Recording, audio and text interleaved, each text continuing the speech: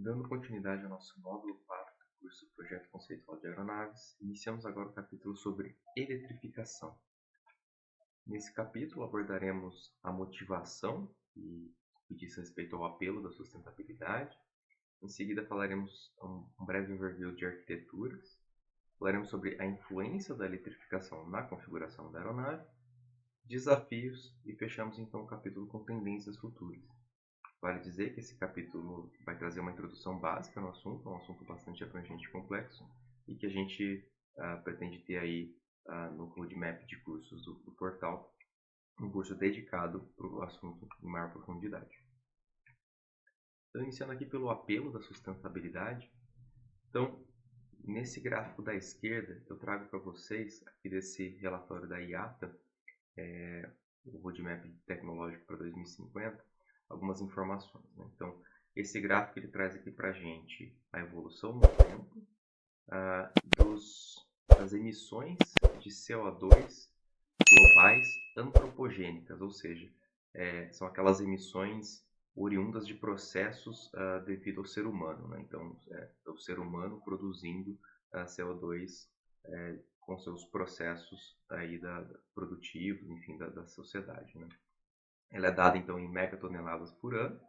E a gente tem aqui então a curva azul são as emissões de CO2 relativos então a combustíveis fósseis. A curva vermelha é então a emissão total antropogênica, né? A gente consegue observar claramente que os combustíveis fósseis têm uma importância relativa bastante grande em relação ao total de emissões de CO2 e também que as duas curvas elas seguem um comportamento aí bastante próximo, né? Tendo uma influência muito grande na outra. Né? Já a curva verde, a gente tem então aqui a contribuição da aviação comercial. É importante dizer que essa curva aqui, né, a contribuição das emissões da aviação comercial, ela é lida aqui no eixo da direita, né? Tem uma escala diferente, a unidade é a mesma, né, megatoneladas por ano, mas a gente está falando aqui de uma escala bastante diferente, né?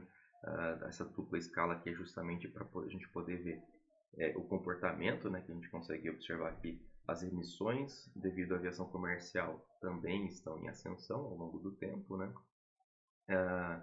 E justifica aí a nossa preocupação, o nosso desejo de diminuir essas emissões, né? No entanto, vale dizer que ela é apenas uma fração desse montante total. Né? Então, aqui no gráfico da direita desse mesmo relatório, a gente tem aqui, então, qual que é a fatia da contribuição da aviação comercial em emissões de CO2 em relação às emissões de combustíveis fósseis, que é a curva marrom, e em relação ao total, né? Então, que é a curva cinza aqui. Então, essencialmente, essa curva marrom é a curva verde em relação ao azul e a cinza é o verde em relação ao vermelho, né? Então, o takeaway aqui, né, a mensagem é que a aviação comercial ela representa cerca de 1,5% a 2% das emissões globais de CO2 causada por humanos, né? Então,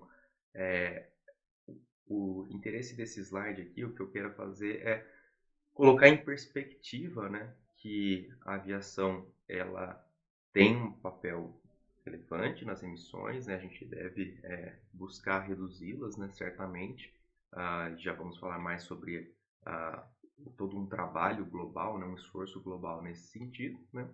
Mas também colocar em perspectiva que isso é só uma fatia, né? Aí de 1,5% a 2% das emissões totais, né?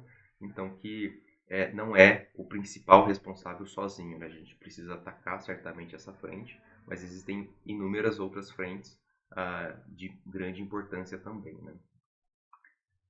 Dito isso, então vamos falar especificamente da parte da aviação.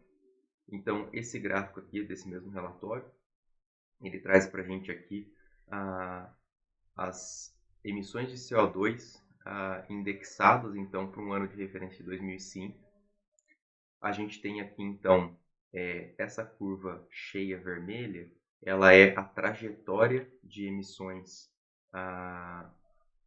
líquidas, né? Então a gente tem aqui o crescimento nulo, né? De carbono, então é o Carbon Neutral Growth, que a gente fala, então indexados aqui por essa referência de 2005. Então, seria se a gente conseguisse deixar de aumentar as emissões da aviação em relação a esse ano de referência.